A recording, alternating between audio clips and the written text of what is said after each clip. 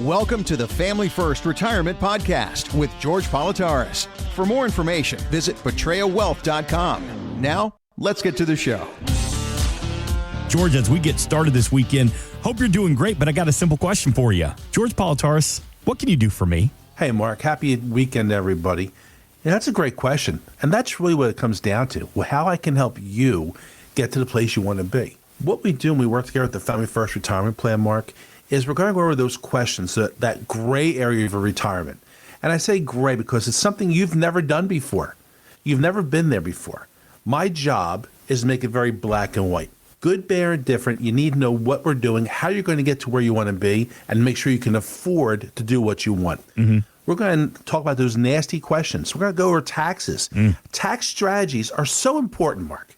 A number of clients that come in and think they don't have to pay tax in retirement, or it just magically happens, is mind-boggling to me. And that goes back to that misinformation. That goes back to people, I heard it from my friend who heard it from his friend who heard it from a duck. Yeah. Folks, the internet's a great thing, right? If you want to learn how to make tzatziki sauce, it's a great place. If you want to learn how to change oil in your truck, great place. Agreed.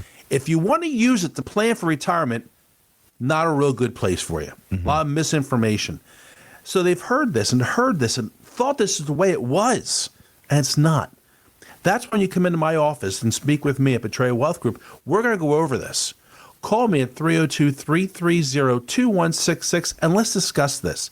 Let's get rid of the misinformation and give you accurate information about your retirement. We're going to talk about where the money's going to come from in retirement. Because, Mark, those people out there working right now, they get a paycheck every other week. Mm-hmm. It's in the bank. When I retire, where's it going to come from? Where's the money coming from? If you're lucky enough to have a pension, great. Social Security, great. We're going to do with your 401k. How are we going to make that into an income stream if that's what you need it for? You need to have an idea about this and how we're going to help you. And that's my job. Call me at 302-330-2166 and let's discuss it. I think today's show should be called Getting Rid of the Misinformation. Yep. And getting on the boat, because that's what this is about, is understanding. When you call me at 302-330-2166, we'll help you get to where you need to be. We'll give you the information you need and guide you through where you want to be going forward, because you have another third of your life to live in retirement, hopefully.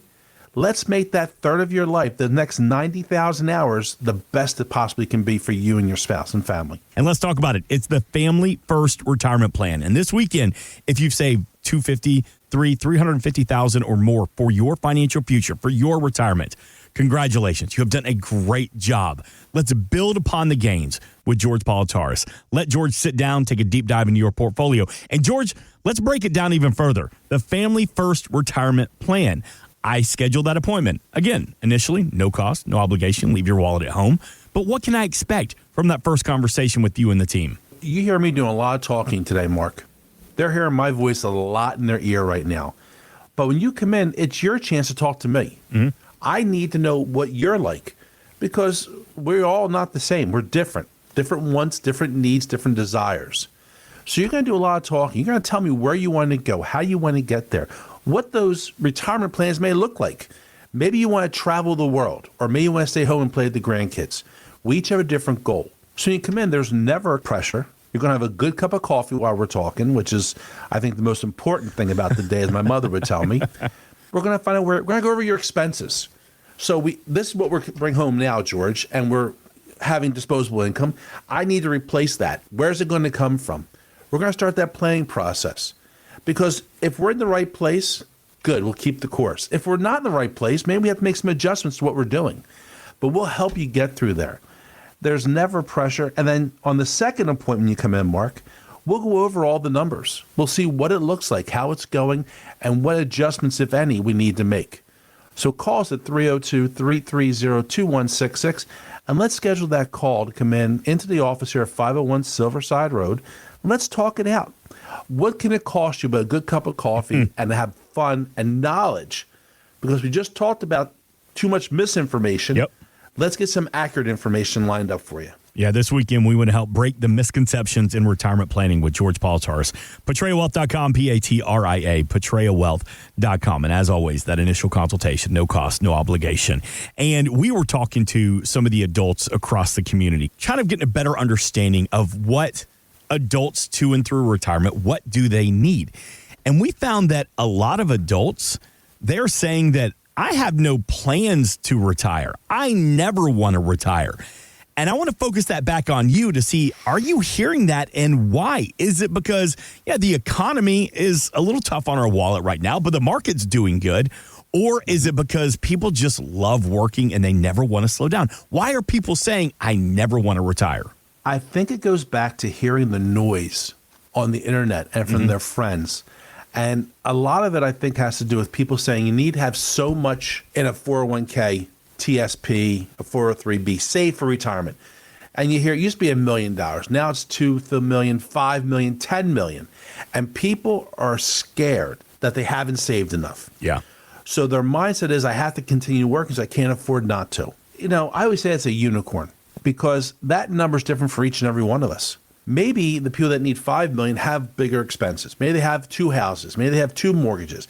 Maybe they have bills. Where someone that has, $500,000, $500,000, $1 million, has the mortgage paid off, has their debt under control. They don't need the same income stream because we're different. That's the first reason. Second reason, I hear people saying, I'll give you a story. I retired an individual from the Postal Service. He is 77 years old. He's worked at the Postal Union for 45 years. And my question was why are you still working, Jim? Tell me. You got to give me an answer here. He goes, well, I love my job. I said, I get it. Hey, I love what I do. I understand that. But don't you love the opportunity to be available, do what you want to? Not to be tied someplace and find other things. And sometimes people just need that nudge. Hey, we see a lot of bad things in the world, Mark. Mm-hmm. Nothing's guaranteed tomorrow. Yes, sir. Right? We know that. We could walk out tomorrow and, God forbid, drop dead and never enjoy a day. I think when you get to a certain point, you need to see the options available. My job really is to help you be in the best place possible. It's also a marriage counselor at times when I speak with couples. And sometimes it has to be the voice of reason. The voice of reason saying, listen, you've done a great job. You're in a great place. Why don't you sit there and do what you want to for now and start living? And that's what's really important. And I think that's why you see people have that mentality about never wanting to retire. I think it's misinformation and the idea that, or maybe they don't have hobbies. That's another thing I found. Let's say you were talking to the gentleman at the post office and he says, George, I don't ever want to quit because I just love working. Are you able to build a plan where you can say, Jim, buddy, you can keep working, but how about part-time? How about instead of 5 and post office, man, they're working 6 days a week. Oh, they are underappreciated individuals, to say the least. But I sit there and tell you, I love my job. I really do. And I adore Leslie, my wife. Mm-hmm. We were just away for a little bit, and you get tired of being around each other. And that's not anything funny. No. We're used to working, not being around each other 24 hours a day. So when you retire, I think a lot of times I want to do something I love to do. So when I retire in 20 years, and Leslie and I are together, I'll probably do something else. Yeah. Maybe I'll volunteer at a homeless shelter. Maybe I'll volunteer at the library, or maybe I'll get a job working in a nursery for gardening because I love to garden. It's okay to do something on the side, but I think it's really important to live and enjoy life. How many people, Mark, and I need an answer from you here. How many people do you hear about that have worked for 20, 30, 40 years? They've had that goal of starting to do something down the road. I'm going to go visit Greece. I'm going to go to China. I'm going to build a plane. Yep. I'm going to write a book. I'm going to write a book. Travel the world. And they've worked and they're retired, and God forbid that moment came within a short amount of time and they're not here anymore. Mm-hmm. What good did it do you? You got to enjoy life. My job is to let you enjoy life. Get you to where you need to be. Yep. And I'll help you do that. And I get it. I started by asking a lot of adults saying they never want to retire. Maybe it's because they love working. Maybe they're worried about running out of money. But you made a good point. Maybe they've been married 40 years, and maybe they just need to get out of the house in 7 days at home with the person you may love, but you still need a little bit of space. But George can help you build that plan so you work part-time or charity or whatever it is at the end of the day to make you happy in retirement. Another sample from some of the adults we were talking to in the community, and we've said it before on the show, the red zone of retirement. Hey, if you're about 5 years out, maybe you're 5 years into retirement. We have found that lately, George, that red zone isn't 5 years out of retirement. It's 8 to 10 years before they plan to retire. Why do you think the red zone continues to expand? I think because people have heard that unicorn number and they're scared. And they want to have time to make corrections. And that's a great thing. I love that idea. Because let's say we look at the numbers. Because right now, your retirement, something is just running around your head. It's like a ghost. Yeah. You know, you can't see it or touch it. It's just something that you hear and maybe you're tracking it. It's there. It's bouncing around. There. You can't really formally visualize it 100%, but it's there. So what we do is put that 8 to 10 year window. We're now looking at where you're at with actual numbers. We're looking at your expenses. We're looking at what you're bringing home. We're looking at what you're saving, what you're investing, what your retirement plan looks like. And now when we start forecasting the next 30 years, which is 20 years of retirement roughly, we can see where we're at. Peace of mind. And when you have that 8 to 10 year window, what if something's not right, Mark?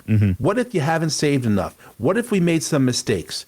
Well, we still have time to make corrections to build a better tomorrow. Yeah. I always talk about when you work with young people, how our younger people, those 30-year-olds who are just starting retirement, when they're doing their 401k, their thrift savings plan, savings, investment, managed funds, they can afford the risk. Yeah. They can afford to jump in with both feet into the pool because they got this luxury of time as a friend. But as we get older, we got to kind of dip a toe in at a time for retirement because you don't have the same luxury if you make a mistake to catch up. It's the same thing here. If I'm a year out of retirement and my numbers don't look right and there's a problem, I don't have a lot of options. But if I'm at that 8 to 10 year and the numbers aren't coming the way I want them to, well, guess what? I have 8 to 10 years, which is a nice amount of time to make corrections to be in a better place. That's why I think people are being more proactive. And I guess the unicorn's gotten into their head and they had to make sure they're safe. Yeah. If you're thinking about that, folks, you're in that 50-year-old range and, you know, I got 5, 10, 15 years for retirement, give me a call, 302-330-2166, and let's start looking at what it looks like. Let's start a plan. Let's start, you know, it's really funny. I have 2 sons, and I love my sons with all my, there's no one I love more besides Leslie. Yep. And it's funny, if I tell them something, they're, yeah, okay, whatever, and they roll their eyes. If you tell them something, Mark. And by the way, they're not teenagers, too. These are grown men. They're men. They still roll their eyes at dad. 33 and 20, and they still roll their eyes like I'm an idiot. But if you said something to them, Mark, or the next door neighbor, Mr. Jones, says something to them, they're like, wow, that makes a lot of sense. I get it. It's kind of like when you're married and your wife says, so I'll say something to Leslie, like, you know, I think this room is blah, blah, blah. And she'll be like, okay. She gets on the phone, calls her sister. But if you said to her, oh, my God, it's a great, that's what this is about. Come in, let the third person tell you what's going on. She'll listen more. Yeah. That's what this is about, but we have to get that lined up. Yeah, it's a different perspective is what it is. It is, absolutely. And it sounds like a cliche, but we say it all the time. Sometimes you just need a second set of eyes. And we were talking about what are you going to do in retirement that makes you happy? Sometimes being charitable is what it is. And George, you had the opportunity to be charitable with your time and your gifts. Spending a little time in the clubhouse of the Philadelphia Phillies. What were you doing hanging out with Aaron Nola? You know, Aaron had a charity event at the Citizens Bank last month, and it's to raise money for veterans. And we are a huge supporter of veterans with our golf outing coming up, Bets for Vets. Our veterans, police, and firemen are so underappreciated and forgotten about, and we are so grateful for everything that these men and women have done and do every day. Got a chance to meet all the players up close and personal before anyone else got there, which was awesome. I brought my 10-year-old nephew with me as one of my guests, and he was like in heaven. I am the greatest uncle to ever live, just so you know. But it's about raising money and helping people be in the right place. That's right. And about doing a good cause. And Aaron and Rob were fantastic. Aaron's a great young man. And we had a great event. It really was a blast to do. So it was the Aaron Nola Charity Poker Tournament at Citizen Bank Park. And this conversation, what are you giggling about? I don't gamble. So I had to learn how to play Texas Hold'em. Okay. I was out in 30 seconds. But it all went it was for a good cause. I brought some more money in. It was for a good cause, but I'm terrible. I don't understand the game. See, at least when you gamble and you lose, you still got a full heart because you know you're helping those in need. I'll go and gamble and lose and just kick the ground and spit and cuss and get ticked off at the world. I didn't help anybody but the bottom line of the casino. I want you to hear this. And they love you very much. I want you to hear this conversation that George had with Aaron Nola. This is, again, from about a month ago, but really proud to be a part of this Aaron Nola Charity Poker Tournament. And here is George Politarhos with Aaron Nola. Thanks for having us here tonight to help with your charity event, which is for veteran services. Mm-hmm. What got you involved in helping these men and women? I met them years ago over here at the field. Just loved what they did, what their mission is. My uncle, my dad's oldest brother, was a veteran, so kind of had a little ties to that. But they laid their lives out on the line for us, and for us to give back and use the platform that I have right now as a baseball player was important to me, is important for my wife too, and just for them to be able to. Obviously, if anybody knows what Team Red, White, and Blue is about to, get back in action on their feet to live a healthier lifestyle and do challenges and work out and all this kind of stuff. But y'all hear that a little bit more tonight, which is pretty cool. To see the background with that is pretty awesome. Great cause. They get so overlooked, in my opinion. It's nice to give something back and tell them more than just thank you, giving them some things that can help them. You came from a small town, Louisiana, to the 4th, 5th, 6th largest city in the country. We are kind of aggressive in this area, I think, right? You can say that, the red wave. How do you deal with that country boy mentality now up here in the big city? Because God forbid you do something wrong, they're telling you about it. Yeah. How do you deal with that? You kind of used to it after a while. And Louisiana is just kind of a college town where I grew up in, right next to LSU, and all I kind of knew was college baseball. I mean, I never really knew a great fan base. Don't get me wrong, great. They travel really well, just like Philadelphia fans. But we were always really good. When I was there, we were pretty good all the time. So we never really had super hard times until I got up here. And so I got to see what a real fan base is. Right. And through obviously 162 game season, there's a lot of ups and downs, and you get used to the hard times. And obviously you get to know the fans and how passionate they are about how baseball and obviously all the sports. It's really cool. When I came up here, all the sports are right next to each other. They're so into all the sports, which is awesome. And I feel like that's why this is one of the best sports towns in the world, in my opinion. And at the end of my career, I'm grateful for fans to be able to keep us accountable rather than a fan base not really caring. So that's kind of how I've looked at it over my career. I was actually at your first game. It's July 21st, 2015, my brother's birthday, so he came as a gift that day. And it's different now than it was then. How have you evolved? You got married, you have a family going. How do you see yourself changing with the people around you from 2015 to today? It's a lot of change. It's a lot of change. I mean, we went from a rebuilding team to what we are now. Yeah. I don't take any of that for granted at all, because I came up when, it was bad. In June, July, maybe sometimes spring training, you're not going to get to the playoffs, right. We're getting to the playoffs.